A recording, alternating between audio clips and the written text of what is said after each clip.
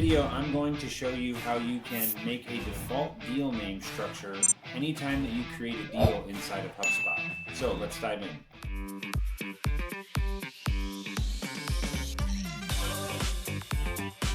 First thing you'll see here, I've got my contact Darth Vader here. I click add.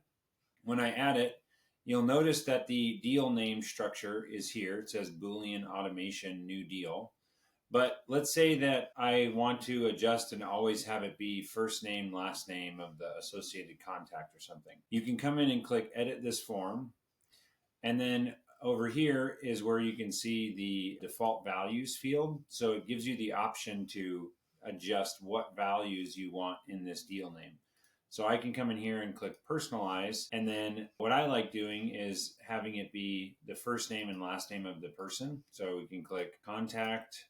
And the token is going to be name. So we're going to do first name, and then we'll add a space, and then do contact, and then do last name. So we have first name, last name, and then another space, and then company name. So this is the way I like doing it. But again, if you want to move this around, you could also say you have, instead of new deal, we could put in the date, for example. So I could put in the contact, and this would be last activity date.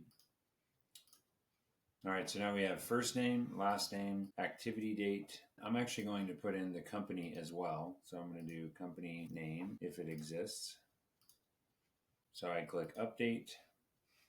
And now save and close. And if I go back to my contact Darth Vader and cancel, we'll refresh this, create a new deal. Now, every time that I create the deal, it says Boolean automation, Darth Vader 5523, and there we go. So the other thing that's cool about this is, let's say I don't have an associated company. So I'll remove the association, and now I click new deal, and it just says Darth Vader 523.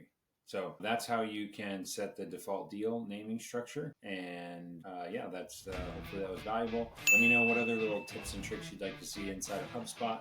We will see you in the next video.